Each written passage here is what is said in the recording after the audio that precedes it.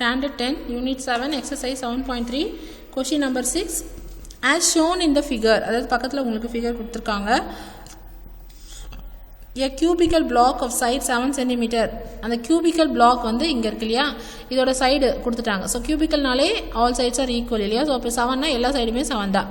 Surmounted by a hemisphere. அதோட மேலே வந்து ஹெமிஸ்பியர் வந்து ஒன்று பிளேஸ் பண்ணியிருக்காங்கன்னு சொல்கிறாங்க. So find the surface area of the solid.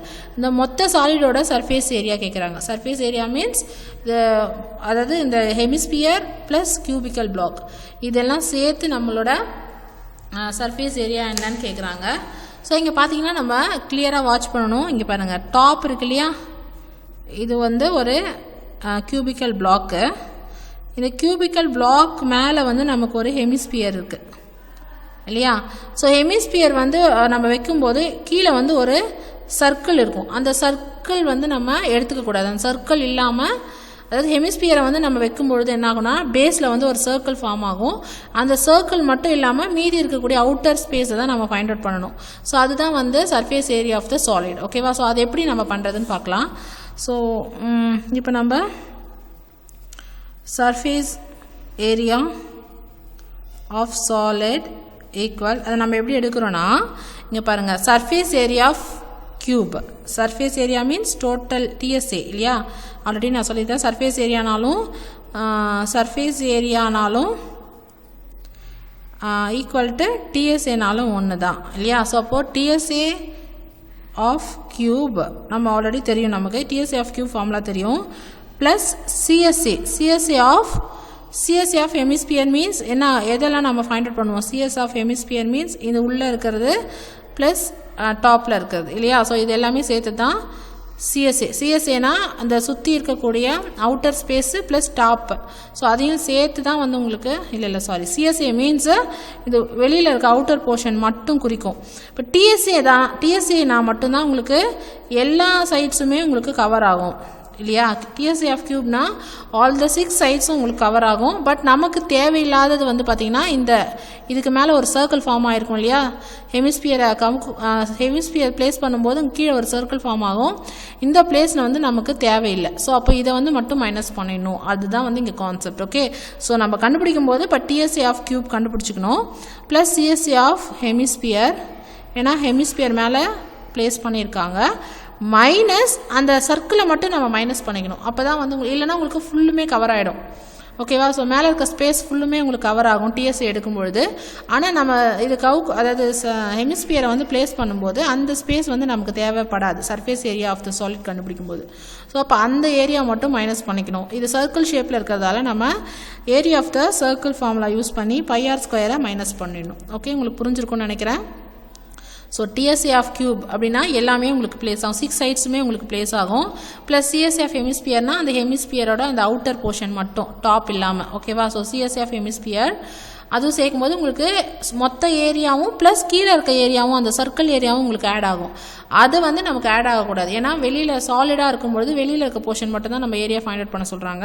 So அந்த சர்க்கிளை மைனஸ் பண்ணிட்டா தான் நமக்கு சர்ஃபேஸ் ஏரியா கிடைக்கும். ஸோ அந்த சர்க்கிளை மைனஸ் பண்ணுறதுக்காக நம்ம πr² யூஸ் பண்ணி மைனஸ் பண்ணிடுறோம். ஓகேவா. ஸோ இப்போ டிஎஸ்ஏ ஆஃப் கியூப் வந்து உங்களுக்கு ஃபார்முலா தெரியும், 6a². சிஎஸ்ஏ ஆஃப் ஹெமிஸ்கொயர் 2πr² இல்லையா, மைனஸ் πr². இப்போ நம்ம வேல்யூஸ் அப்ளை பண்ணிக்கலாம். இப்போது ஏ வந்து இங்கே சைட் கொடுத்துருக்காங்க. சைடோட வேல்யூ வந்து இங்கே 7 mm இல்லையா. ஸோ அப்போ 7² ப்ளஸ் 2 × 22/7 இன்ட்டு இங்கே ஆர் பாருங்கள். ரேடியஸ் பார்க்கும்போது இது ஃபுல்லு தான் வந்து உங்களுக்கு சைடு வந்து 7 cm இல்லையா. அப்போனா டயாமீட்டர் ஆஃப் த ஹெமிஸ்பியர்னு வரும். அப்போது அதற்கு ரேடியஸ் வேணும் அப்படின்னா ஆர் வேல்யூ ஈக்குவல் டு 7/2ன்னு எடுத்துக்கணும். ஸோ அப்போ 7/2 × 7/2. ஓகே. ஸோ மொத்த டயாமீட்டராக அது இருக்கும்.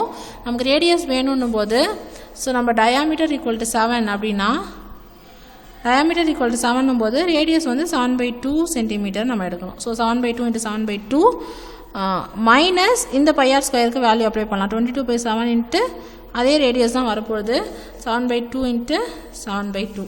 ஓகேவா. ஸோ இப்போ நம்ம எதெல்லாம் சிம்பிளிஃபை பண்ண முடியும்னு பார்க்கலாம்.